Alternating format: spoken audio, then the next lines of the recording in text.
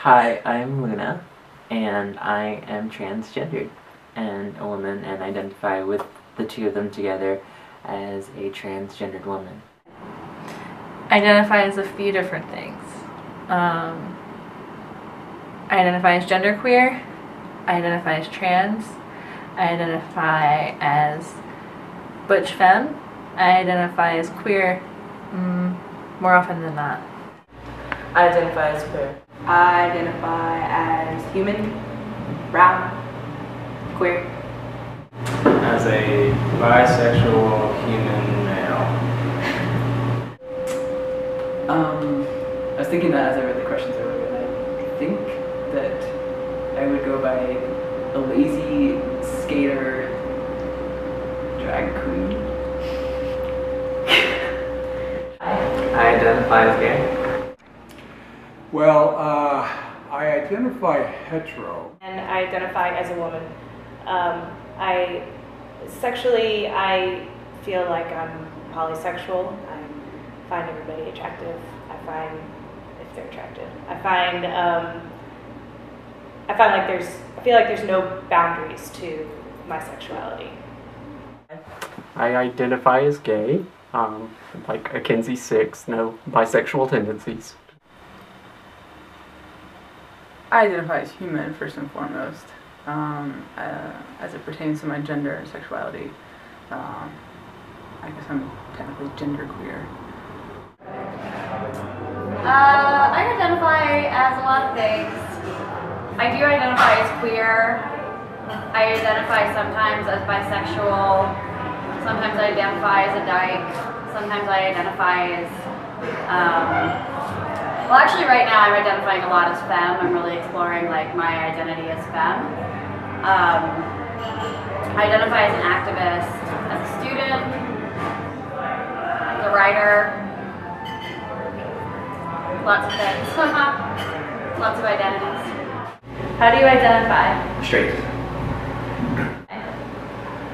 How I identify kind of depends on who I'm with. So lately, since I've been learning about what queer means according to people who call themselves queer who are younger, and kind of leaning in the queer direction, but I used to originally identify as bi.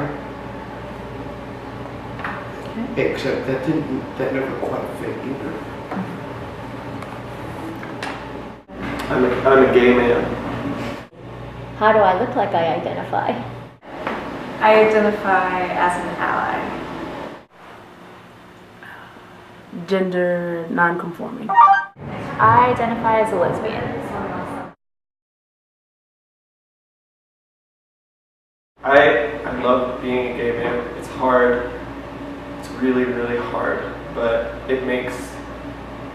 there's an opportunity for richness, I think, for all people because of the struggles they face. And I'm grateful for the richness that being a gay man has provided me and the opportunity to really serve my people by helping with the struggle for equal rights. That opportunity has really filled my heart in a lot of ways. So I'm happy to be who I am. It means that there is no way to define who you are. I definitely have had times where I've referred to myself as queer, and I refer to plenty of people who probably wouldn't think that they're queer as queer because I feel like it's a really neutral way to refer to everybody. Everybody fits into that category to me. And being a woman and being a transgendered woman means so much to me. It's kind of like the way that I identify racially, of two different heritages and racial backgrounds, one of Spanish and one of Asian, and kind of that fusion. While I primarily in my heart identify as being a woman, transgendered is a story about my experiences, that being a woman doesn't necessarily mean having the genitalia makeup or that there's a particular default towards being a woman. And so what it means to me is extending that definition and allowing myself to be who I am the way that I am in my lifetime. To be transgendered and woman is kind of a mix of both my experiences and who I am at this moment. More and more I view it as a reactionary word, and I mean, like, queering I think is a really important part of my identity as queer, because it means like looking into a situation and seeing the ways that it can be queered in order to make spaces not just safe but provocative. I think a lot of times I just feel like it's a reaction for me. Queer means home. Well, I identify hetero, but I should probably preface this a little bit just to say that this whole identity thing is kind of new to me. Like a lot of us, you know, my thoughts are evolving, and so I knew about gay a long time ago, but it's only in the last few years that this whole LGBTQ2, you start to understand, wow, there's a lot more, and so I do identify hetero. White hetero male is what I end up being. I think it means more than sexual orientation or gender identity. I mean, that's part of it, but the other part is actually being out, and perhaps to the degree of being an activist, but also incorporating that into everyday life. My community has helped shape my identity by giving me a place of gaining consistent education around certain things. I do, in a lot of ways, whether it's being resistant to the way that I am or fostering the way that I am. I feel like my community, my family growing up, they struggled with me being a different sort of person, but actually my mom has struggled with me not identifying as a lesbian. She's always wanted me to be a lesbian for some reason. So I think that helps me just kind of like be okay with just being a little different. Most definitely. I feel like I step in the queer the moment I step into Asheville. It's definitely opened my eyes to things beyond the binary and the ability to not just be male and not just be female, but to be both and either at the same time. So. Frequently, I feel welcomed by the queer community because we just share a lot of interests, specifically in the sort of nerdy internet realm of things. Like, the internet's this melting pot now where you can't help but, like, if you're gonna engage in good faith on the internet, you're gonna be with all sorts of different people of all different creeds and races and things like that. And so it's been super easy for me to feel a part of the queer community. Well, a huge part of my community is my family, and my family has been very supportive after a brief period of time where my mom kind of freaked out a little bit.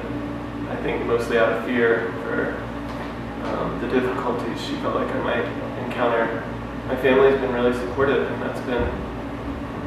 it's definitely helped make me who I am. And my friends in high school were really supportive. I've been extremely lucky in the people I've surrounded myself with and been surrounded with, and have rarely encountered anything but support. So it's been really amazing for me, actually.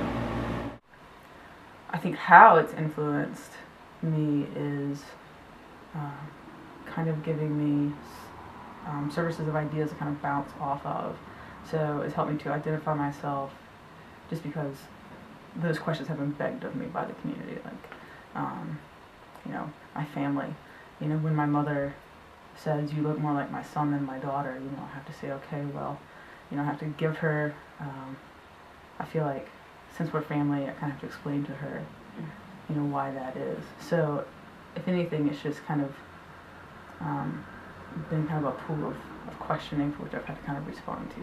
And it's shape my identity in that way or help me to vocalize what it is for their sake. In many ways, yes, because I'm pretty outspoken, and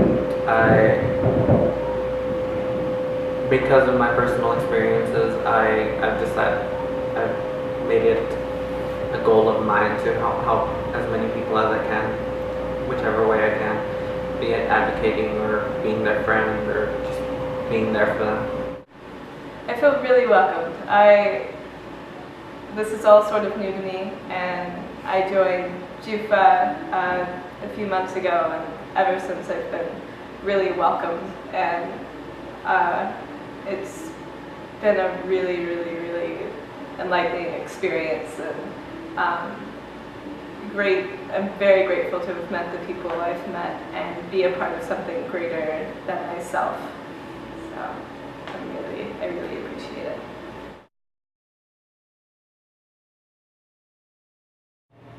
Ever since I was really young, I was in a really closed fundamentalist Christian community, and they loved the labels, but I always found labels narrow and limiting to me, because I always found myself drawn to people who were outside of that community, and that wasn't acceptable.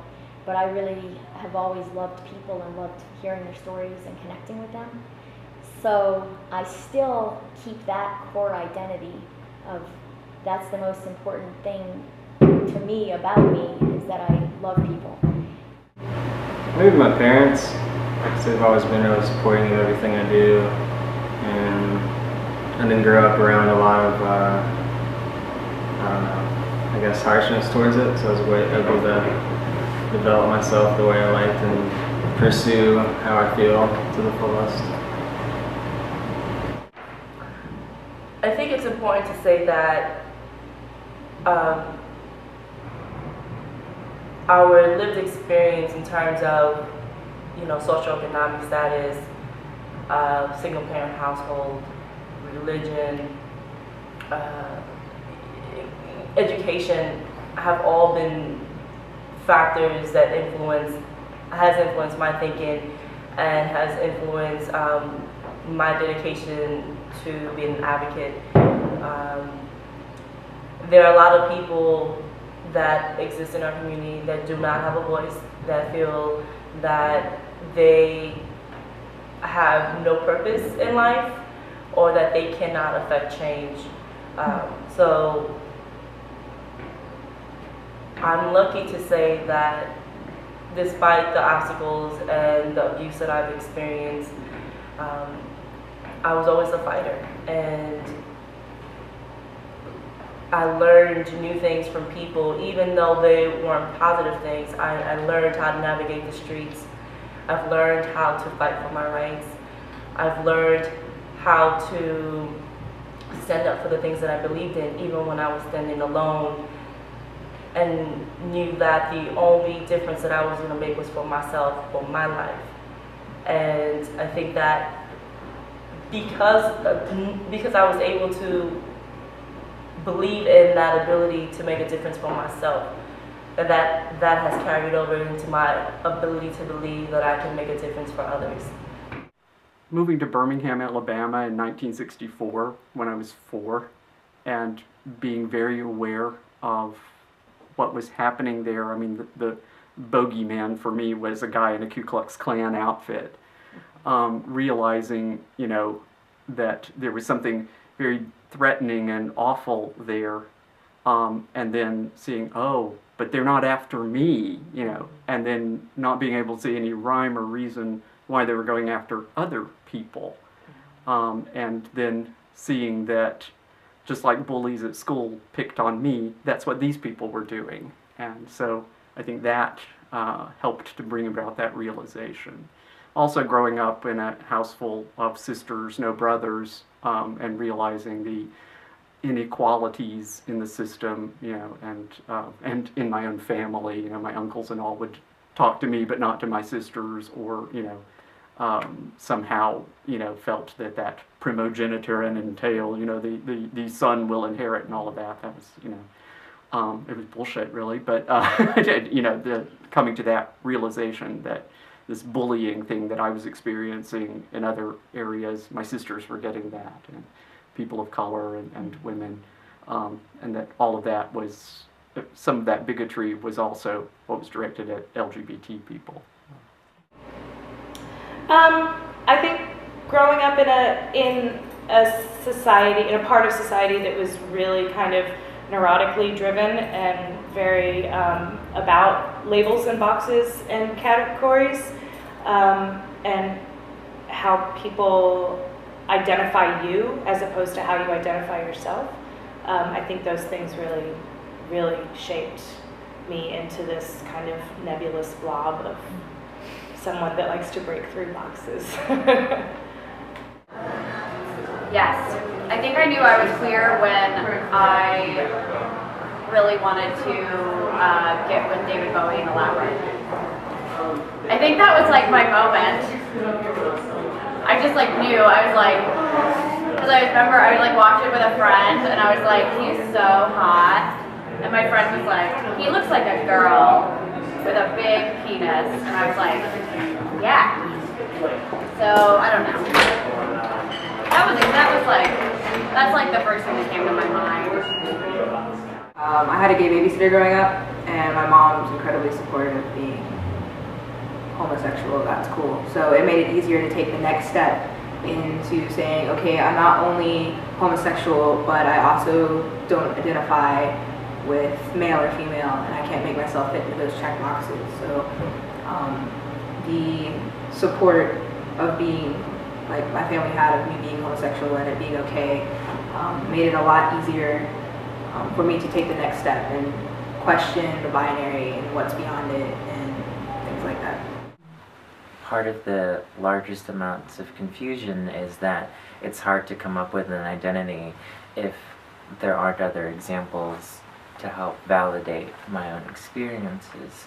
And so I felt like I was always on this edge of identities, that I felt like I was completely different and completely ousted from the norm, and even part of that norm being gay and being lesbian and being bi. For me, the idea of being trans seemed so distant and not a possibility. And so I would still keep that alive in my writing and in my drawings and in my other forms of art. And as I've looked at each piece, I've realized that there was more of me that needed to come out, and they were reminders that yes, I was always searching for myself and always wanting to be myself. Mm-hmm.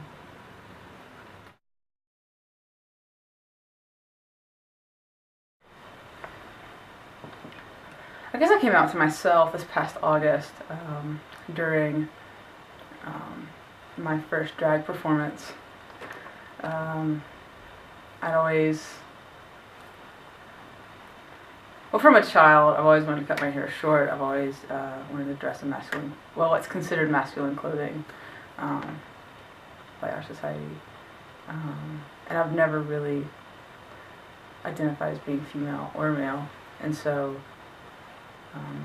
I decided to experiment with that, and Hairspray was having a talent show, and so I was able to be Derek for a night, which was fun. So that was August 9th of 2011. So I guess that was the day that I came out to myself, and whatever portion of the community was there. Well, for me personally, that issue was raised, I guess it's been about 2 years ago now, when there were a rash of beatings of gay people and transgender people here in Asheville. And they were happening in an area that my family lives in. And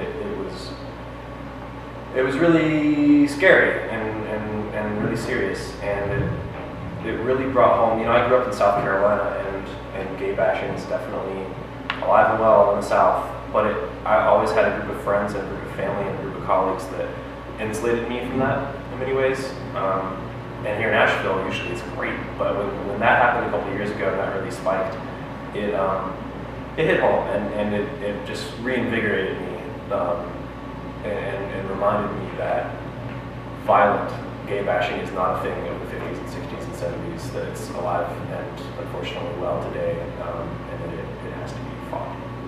I came out many times. The first time at 16,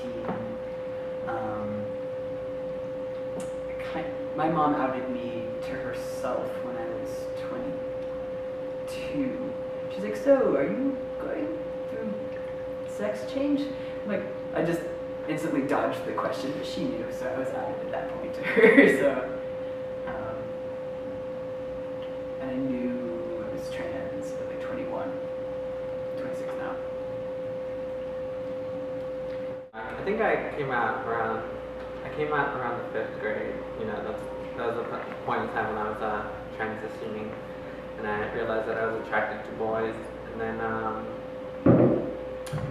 I like kind of shoved it all back in the closet and didn't think about it for a while. And I struggled through with coming out to myself for many years. And finally, I lived in California at that point in time, and then I moved to Charlotte, North Carolina, and I decided that, you know, I had a new life and whatnot, that I might as well start it off a lot better. So I kind of came out to my friend in French class, who didn't really like me at that point in time, and didn't really think that I was gay. She was surprised for some reason or another. And oh gee, 7th grade. But only amongst a small group of people. Because, you know, when I was that young, if you didn't protect the fact that you were queer, you were going to get some serious beatings, and I have had those sorts of beatings. In fact, I've had 2 gay bashing incidents with the same individual 10 years apart. And he took very good care of that one trans aunt. It bothers me when I see people that are homophobic, but I always take it to be, actually I look at all conservative people this way. I try to say they're filled with fear, you know, and rather than hating them or being angry at this, you know, this behavior, this abominable behavior, I have to go, geez, this guy's got a lot of fear in him, you know. Well, that means a lot of things. I mean, I came out to my parents when I was 27, but I think the important time of coming out was to myself, which I finally decided when I was about 14 that, you know, this was not a phase, so acceptance and all that took place about then.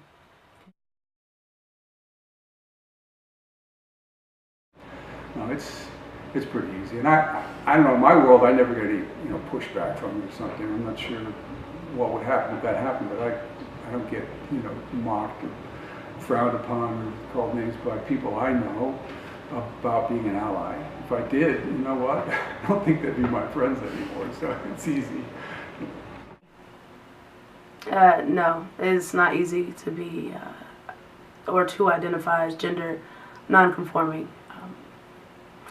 Even in the community that we live in now, which is Asheville, it's not accepted as vastly as everybody thinks that it would be. And coming out to friends and family and trying to make other people understand who you are rather than focus on who you're sleeping with has been a major issue, and it's still a burden and something that I'm trying to go through now. I feel for myself personally it is much easier to identify as a lesbian and be socially accepted because I am of a feminine nature. I feel as though it's not the same across the board. It is sad that we still have to encounter such discrimination, but I feel personally it does come a little easier. One of the things that I acknowledge from my own privilege over the past year, for instance, I've been on hormone therapy, and that has changed the way that I've looked, and that's affected the way that I've passed. And by passing, it's affected the way people interact with me and accept my process, because I understand that when I look at the way that I was before versus now, folks are more compassionate, whereas folks were not as compassionate before. I will say, though, that besides all the hormones and all the other psychological changes, the biggest change that has provided the greatest ease in my life has been a result of friends who have organized together in different forms, whether it's through JUFA or through Campaign for Southern Equality and all other groups, or just simply being who they are. That the collaborative effort for folks speaking up for how they identify and who they are has educated folks, even to some small degree, that we are who we are and we're here to stay and we're here to be who we are every single day. And as a result of that, I feel like I'm a lot more able to be myself, feel safe, regardless of whether or not what people think of me. It's easy to identify as trans. It's harder to identify as the drag queen aspect, or like especially the gay aspect. Like people think that I'm like into women primarily because like the spectrum of like, oh, you're so butch, now you're trans kind of mentality that people still kind of have, it seems like. So that's definitely a hard thing. I actually do identify right now as like celibate. Like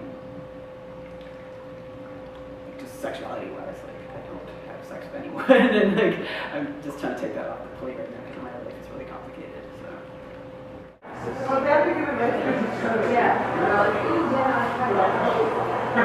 I don't think any of it's easy because identity isn't easy. It's not like an easy track. Like I'm not.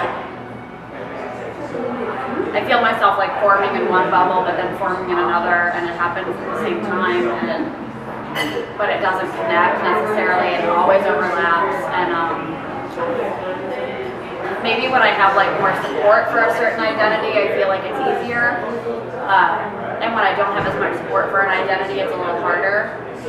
So I think maybe right now I'm kind of going through that. When I was married, I could hold hands with my husband at any time and never thought a thing about it. Nobody gave us weird looks. Well, sometimes they did because there was a huge age difference.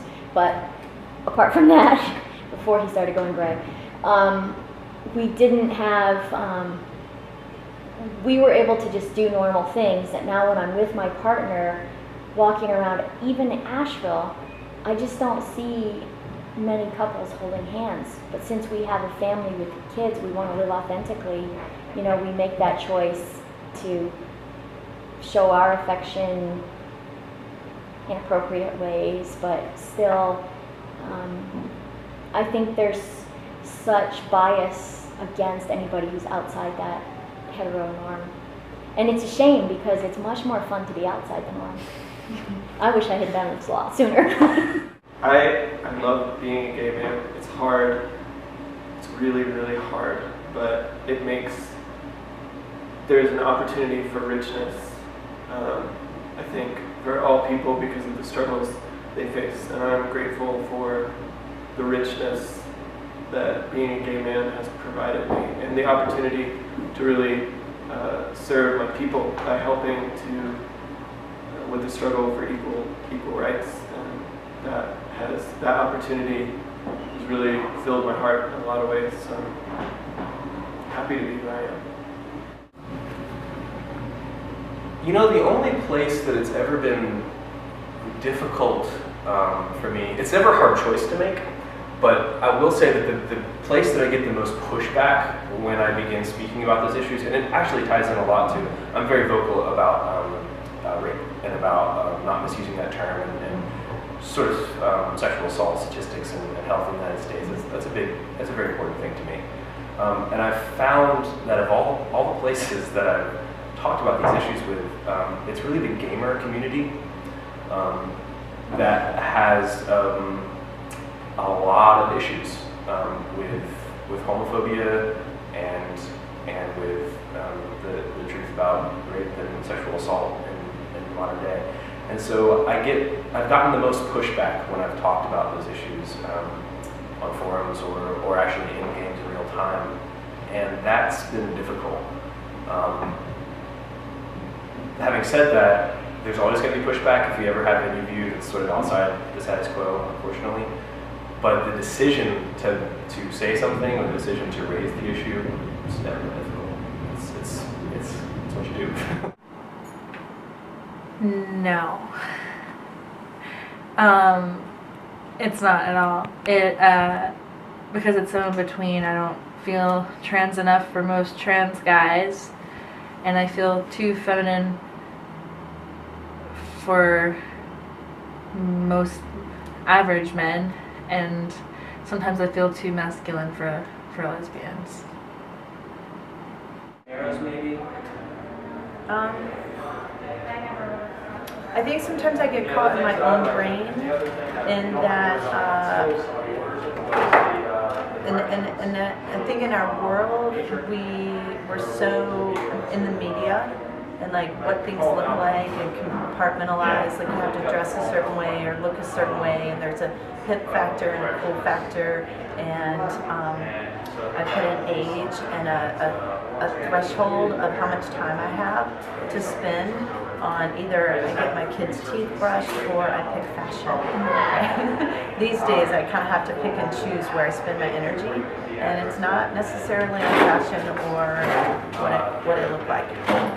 And so in that respect, I in my own brain I question, like, I don't know, am I like hips looking cool these days? I don't know. And so I can separate myself out and play the game that society puts on us. And I also know I'm smart enough to know that that's me, and that I can step back and follow my own beliefs that we're all people, and that I step into the separation, and that it's up to me to step out of that and step into connection, and that's my role. And that's what I play. So, you know, yeah.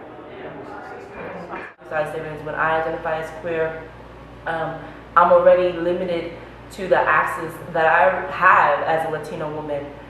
Now the stereotypes about me that I have to overcome on a day-to-day basis is that I'm dumbing down the system, that I'm not intelligent, that I'm not smart enough, that I'm not capable because I'm Latino. And so I'm fighting every day to prove to others that I'm just as capable to do X, Y, and Z.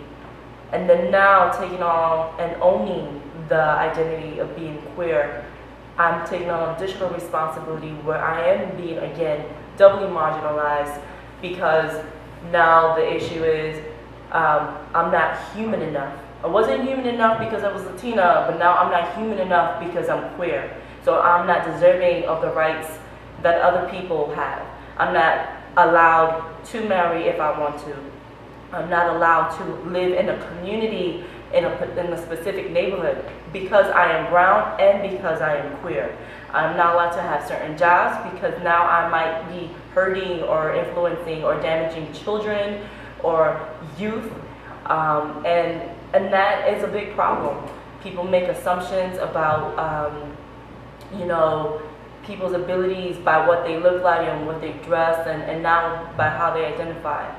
And that makes it challenging every day to determine what I'm going to disclose, to who I'm going to disclose it to, where I can go, and that's different. That's different for me now in 2012, living in a predominantly white community, than it was growing up in the city of New York, where I knew how to navigate streets of gangs and violence and drugs.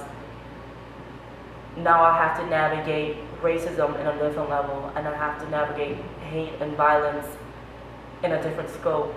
And I'm not prepared for those battles that come with being queer. There's no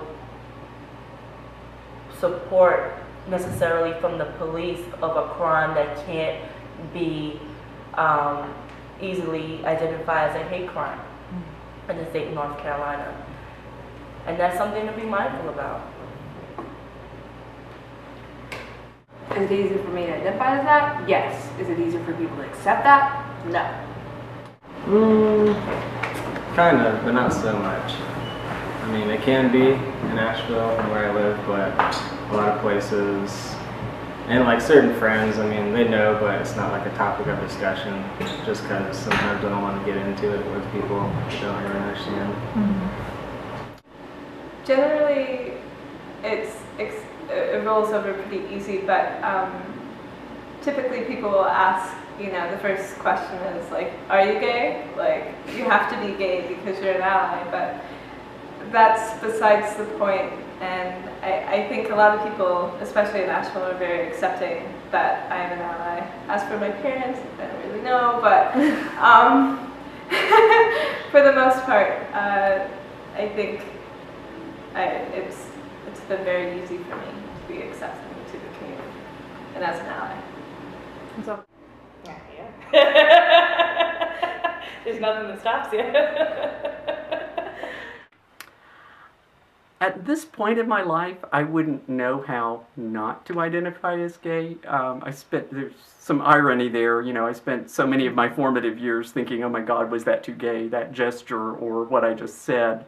Now I don't think, you know, that you can be gay enough. So no, it's not hard. Some days. I think in my relationship with myself, it's easy to identify that way. And I think here in Asheville, it's easier to identify that way. And some days, I'm just not comfortable in my body, or some days I'm just not comfortable with, I think, the way that others react to me. I think on those days it's more difficult. But for me personally, yeah, it feels like coming home.